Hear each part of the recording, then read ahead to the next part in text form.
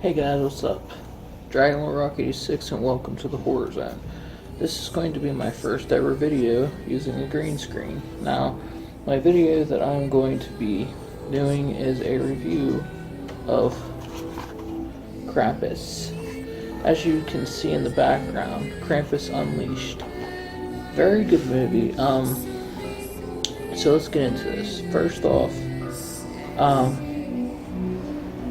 what I liked about it was it was pretty bloody and gory, which is awesome. Especially the scenes where Krampus just like was eating his victims, ripping them apart and stuff. I thought that was pretty awesome myself.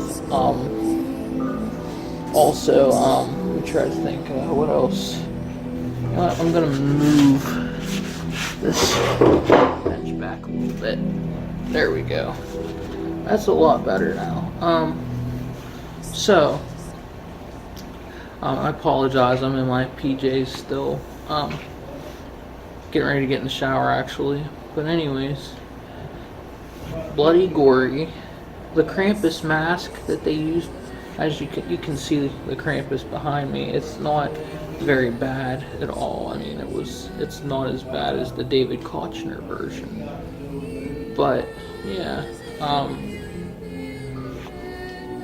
what else did I like? There's like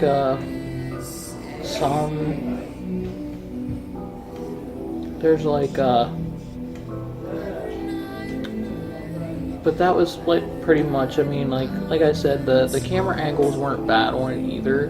There was several camera angles which I loved about it. Bad things I hated about it. There's a wreck that happened in the movie, and like they did the camera shots like so fast of it, you could tell that it was supremely low budget. And then when they got to the scene where the dad was all upset and everything because he wrecked, his wife was dead. There's this big huge gash on her head, and there was no windshield breakage to show that there was any kind of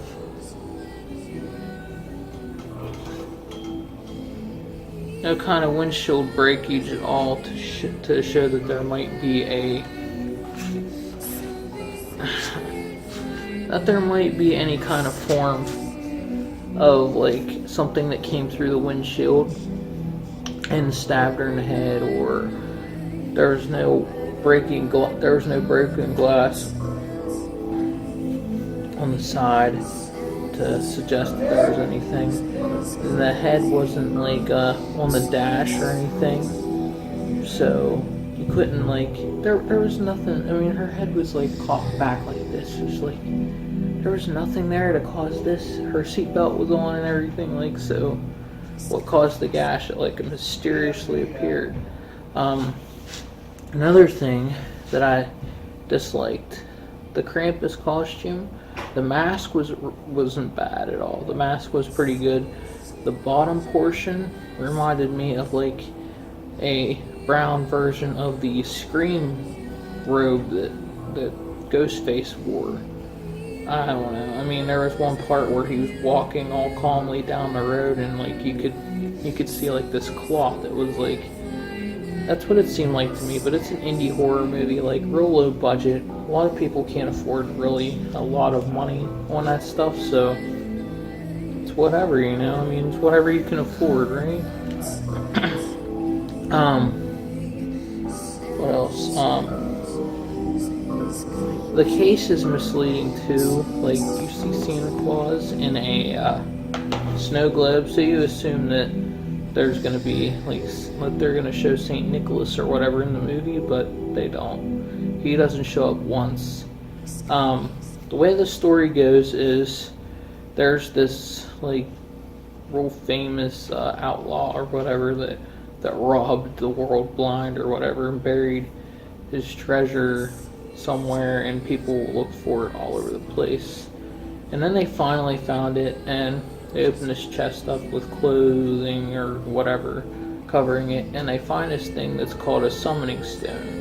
And the way it works is any kind of flame that happens to go anywhere near the stone, it lights the symbols up, and the Krampus is born, and he won't stop coming until he kills everybody that is around his summoning stone or whatever, and the person that summoned him as well. So it wasn't a bad story they came out with to explain the Krampus and everything. I think they could have did a little bit better. So obviously it was like formed in Texas. It was filmed in Texas or something, because the after they're done with the prologue, with the guys from the Old West and everything finding the summoning stone first, they go to current time, and they're like it's Christmas in like the desert. It's real hot there. There's no snow, no cold air, nothing like that.